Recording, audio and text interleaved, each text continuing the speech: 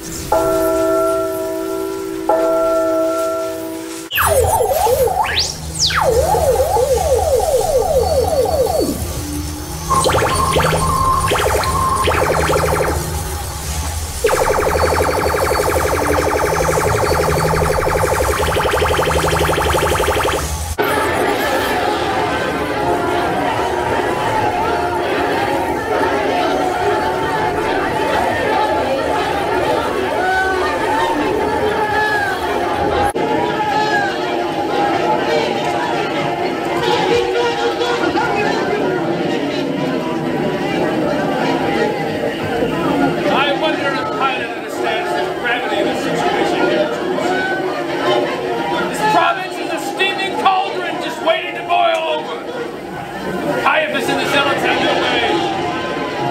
That's exactly what's going to happen. 28 legions spread across the entire length and breadth of the city. 3 in Britannia, 5 on the Rhine, 9 spread across the Danube, and 11 from Nicaea to Arabia, Egypt, Carthage, Spain, and 1. Only 1 for this mud-pit sinkhole of a province.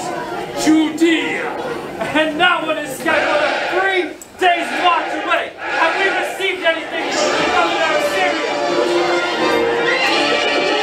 Incredible. And the time for us to rush.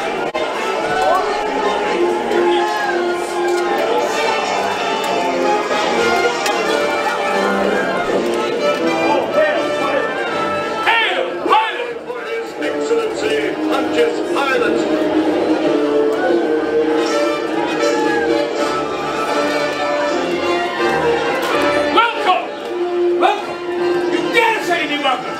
I've already been forced to make an all-night ride from Caesarea a week before the Passover as it is. Caiaphas and the Sanhedrin seem to be ruling the city instead of me. And you say to me, welcome! How many cohorts did I leave in Jerusalem to keep order here during the Passover this year? 2. Where are they? We sent one with Procurator to secure the city. And the other? The other kept here to protect Antonia. Protect Antonia. Dorikas, how many years does it take to train a legion? 5 years, sir. 5 years to train the most powerful fighting force the world has ever known. We can conquer Carthage, Gaul, Britannia, Spain. But the 2 of you cannot keep together a bunch of religious fanatics because of one Jesus of Nazareth. My horse could have done a better job.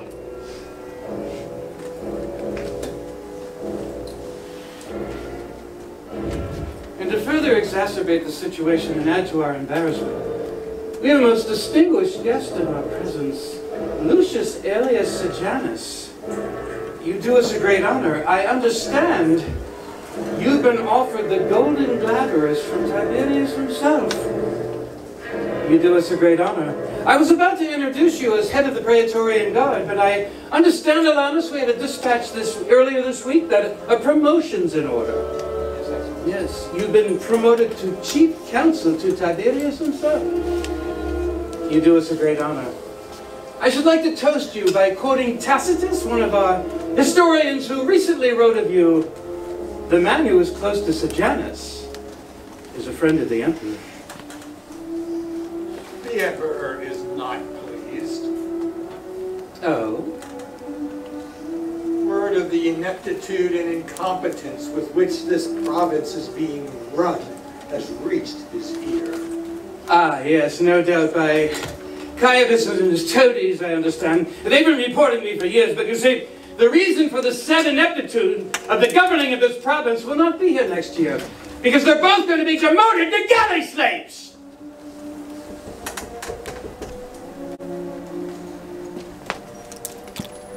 Excellency, Lady Claudia seeks an audience.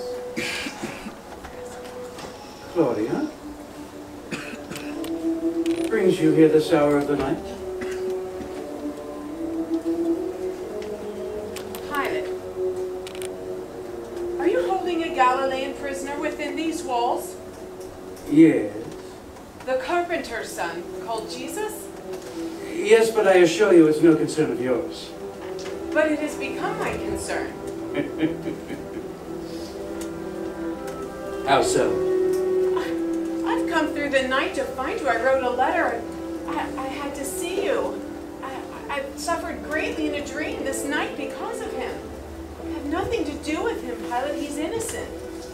A strange thing, my heart. I'm not aware of any mandates sent down by Tiberius recently, Alanus, where all of a sudden governors take orders from their wives. I thought not. Pilate, if you condemn this innocent Jesus, Roman justice will be dealt a blow from which it may never recover. Enough! You go too far, Claudia.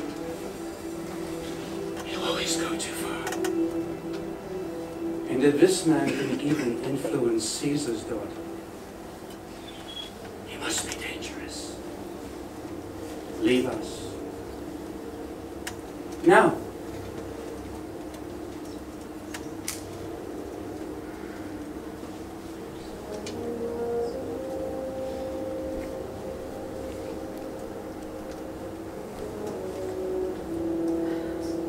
Beware, husband.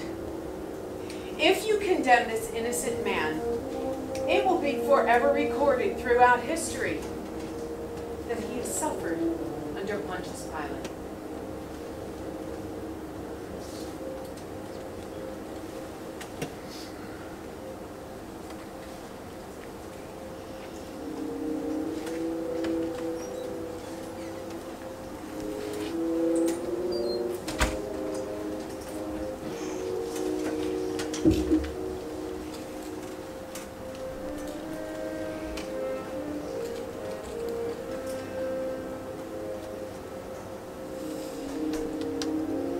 Women's fantasies.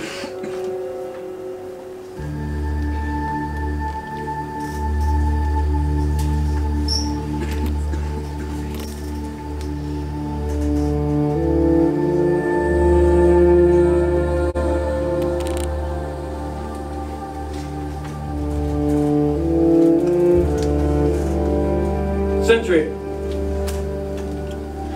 Summon Leonidas, the foreman of the dungeon.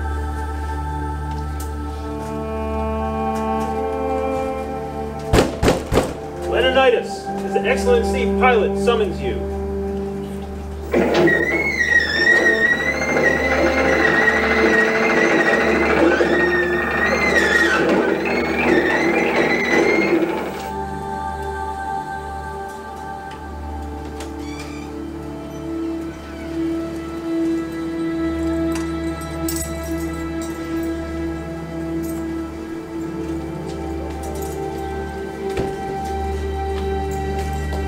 Pilate.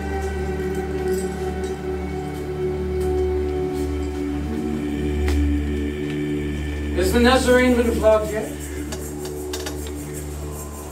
They're bringing him out now. He's already received the fustigatio, a mild scourging they give to hooligans and scoundrels as a warning. Which means he's about to receive the verberatio, the most severe flogging that many criminals don't live through. That is correct, Excellency.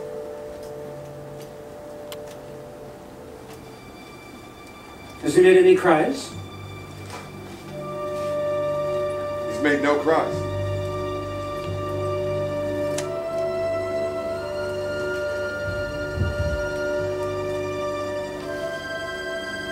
Lashes?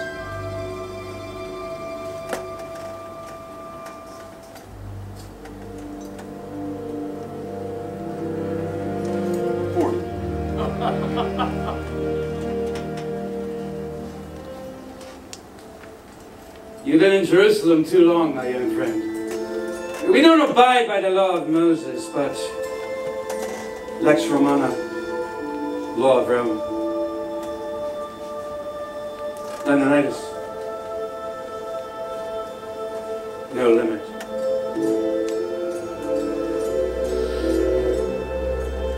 No limit.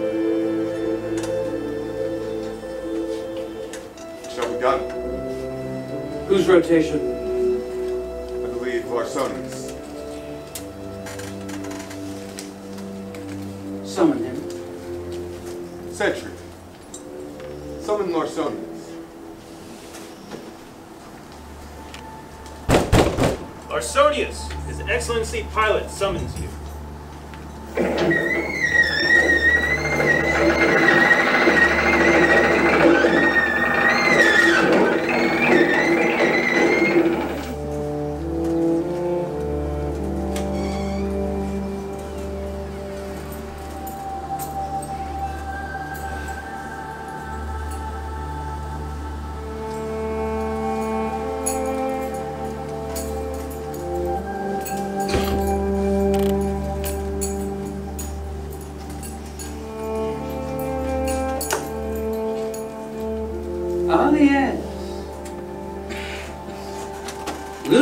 Gaius Larsonius, your reputation precedes you. The most skilled man in Jerusalem with the flagellum.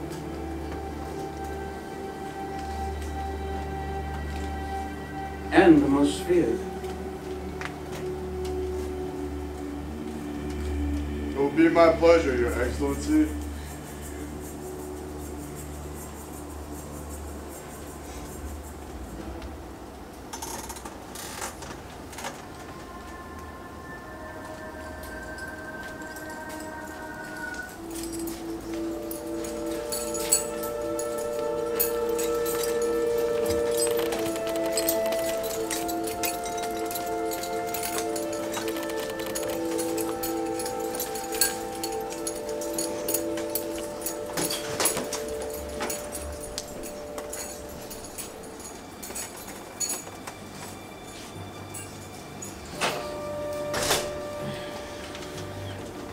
Alanus, did you have the sign made that I ordered? Yes, Excellency. You see this sign?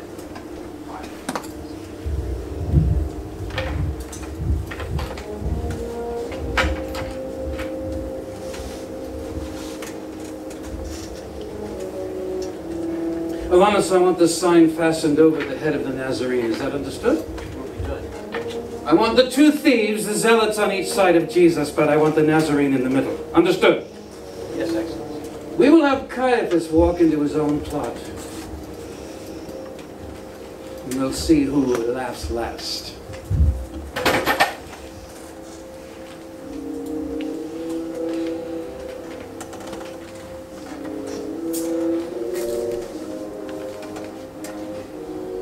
Marcus Vinicius Dorigus, Legionnaire of Legionnaires, Tribune of Tribunes, Chiliarch of Chiliarchs, Pilate's aide in my absence. Did I or did I not hear correctly that this carpenter's son from Galilee, this Jesus who feigns himself, and I can barely bring myself to say it, the Son of God, that he was handed over to the members of the Sanhedrin by one of his own for the price of a common slave? Yeah. I must say, as out of control as things appear to be, I couldn't have planned it better myself. But you see, now Jesus goes to the cross, though I found no fault in him. And Barabbas goes free to kill more of my officers. Pontius, how many of my officers are not here tonight? They're dead! And you were close to some of them. Dorikus, you were with me on the stone pavement. I forget what the Jews call it. Gabbatha. Ah, yes, Gabbatha. Forgive my insensitivities. I said to them, shall I crucify your king? To which they retorted, We have no king but Caesar. ah! And when I put emblems of Caesar in their temple, they reported me. Sejanus, we have more trouble with this one Jewish god than we do the thousands of Rome. How does one govern such people? I said, see to it yourselves. I washed my hands of the blood of this innocent man. You know what they said to me, Josephus? They said his blood be on us, on our children.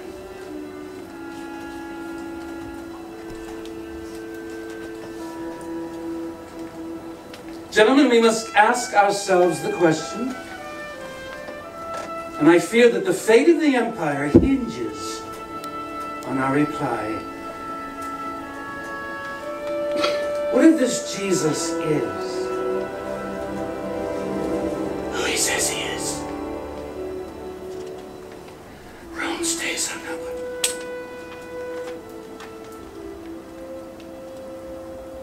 My days are numbered.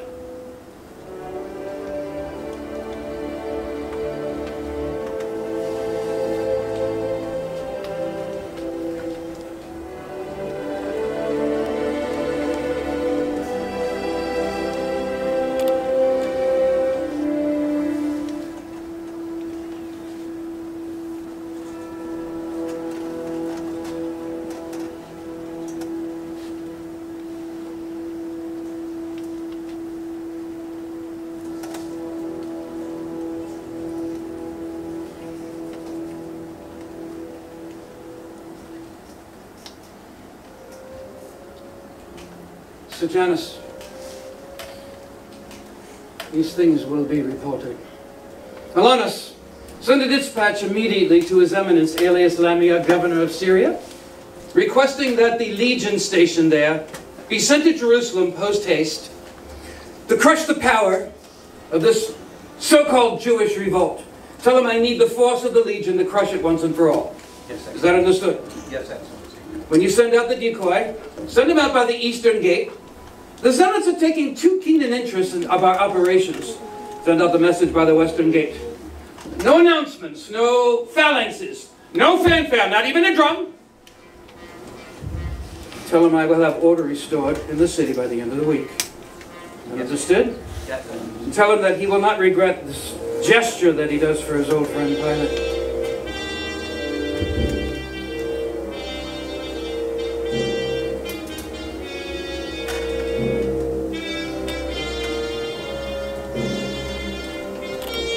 Say it's a fair semblance of His Eminence, Tiberius, would you not, Sentry? Yes, Excellency.